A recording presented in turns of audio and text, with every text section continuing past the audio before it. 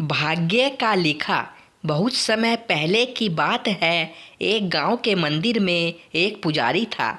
वो पुजारी अपना सारा समय मंदिर की सफाई, पूजा पाठ, आने जाने वालों के लिए पूजा करने में ही बिताता था। उसके परिवार में कोई नहीं था और वो अपना खाना पीना मंदिर में ही होने वाले चढ़ावे से ही चलाता था। वो पुजारी व्यवहार का बहुत अच्छा था। उसके मन में पैसे के प्रति ज़्यादा लालच नहीं था। मंदिर में जब भी ज़्यादा चढ़ावा होता तो वो उनसे दूसरे लोगों की भी मदद करता था। पुजारी मन ही मन यह भी सोचता था कि मंदिर के चढ़ावे से थोड़ा बहुत बचत भी होती तो भविष्य के लिए अच्छा हो जाता। लेकिन गांव का मंदिर था तो वहाँ लोगों का आना जाना कम होता था। मुश्किल से दिन भर में 5 से 6 पैसों का चढ़ावा हो पाता था, जिसमें से पुजारी अपने दिन भर की ज़रूरतों को पूरा करने के बाद सिर्फ 2 पैसे ही बचा पाता था।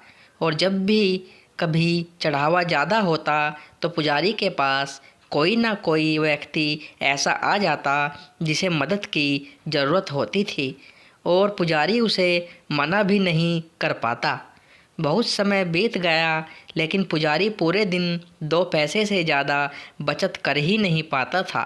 वो हमेशा भगवान से यही प्रार्थना करता कि भगवान कुछ तो ऐसा करो कि मैं 2 पैसे से ज़्यादा की बचत कर पाऊँ। भगवान से प्रार्थना करके पुजारी रोज़ की तरह अपने काम में लग जाता। कुछ समय बाद पुजारी की शादी हो गई। घर में अब 2 लोग हो गए और खर्चा चलाने के लिए ज़्यादा पैसों की ज़रूरत पड़ने लगी। पुजारी की शादी होने के बाद मंदिर में लोगों का आना जाना बढ़ने लगा, जिसकी वजह से चढ़ावा भी ज़्यादा होता और अब पुजारी अपने घर के खर्चे पूरे करने के बाद रोज़ 10 पैसे बचाने लगा। धीरे धीरे पुजारी के पास ज़्यादा पैसे हो गए। कुछ पैसों से उसने अपने घर की मरम्मत करी और कुछ पैसों को भविष्य के लिए बचा लिया। कुछ समय बाद पुजारी की संतान हुई और अब वो 2 से 3 हो गए। पुजारी की संतान होने के बाद अब पुजारी ने देखा कि वो अपने दिन भर की ज़रूरतें पूरी करने के बाद 15 पैसे बचा लेता है। धीरे धीरे बच्चा बड़ा हुआ और स्कूल जाने लगा। अपनी बचत के पैसों से पुजारी अपने बच्चे की पढ़ाई का खर्चा चलाता था। जैसे जैसे बच्चे की उम्र बढ़ती गई और पढ़ाई का खर्चा बढ़ने लगा, वैसे वैसे ही मंदिर में चढ़ावा ज़्यादा होता गया। ज़्यादा लोग आने लगे और पुजारी के जीवन में पैसों की कोई कमी नहीं हुई।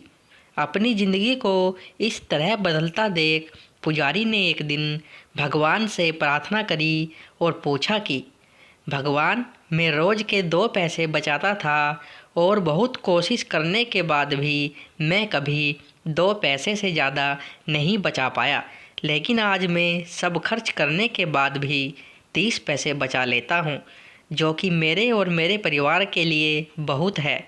इस सब की वजह क्या है भगवान? क्या ये आपकी कृपा है या फिर मेरा भाग्य? ऐसा कहकर पुजारी अपने रोज़ के कामों में लग गया। रात हुई और जिस समय पुजारी गहरी नींद में था, उस समय भगवान उसके सपनों में आए और बोले, भक्त, ना तुम्हारा भाग्य बदला है और ना ही मैंने कोई कृपा करी है। तुमने जिस दिन शादी करी और तुम्हारे घर जो स्त्री आई, उसके आने से तुम 10 पैसे बचाने लगे, जिसमें 8 पैसे तुम्हारी पत्नी के भाग्य के थे, जिसकी वजह से तुम दोनों के पेट भर खाने पीने और बाकी ज़रूरतों की पूर्ति होने लगी। फिर तुम्हारी संतान हुई और उसके होने के बाद तुम 15 पैसे बचाने लगे, जिसमें से 5 पैसे तुम्हारी संतान के भाग्य के थे और आज जो तुम 30 पैसे बचा रहे हो, उसमें से 15 पैसे तुम्हारे बच्चे की पढ़ाई और उसके बेहतर भविष्य के भाग्य के हैं। भक्त, तुम आज भी अपने भाग्य के केवल 2 ही पैसे बचा रहे हो और आगे भी 2 ही बचा पाओगे। दोस्तों, यही भाग्य का खेल है जो सारी ज़िंदगी हमारे साथ चलता रहता है।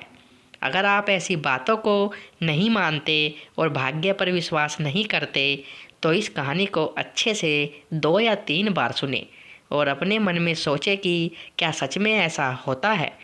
क्या आज तक आपके साथ ऐसा कुछ हुआ है जिसमें किसी और की वजह से आपको फ़ायदा हुआ हो, या फिर आपके परिवार में किसी सदस्य के बढ़ने से आपके साथ कुछ बेहतर हुआ?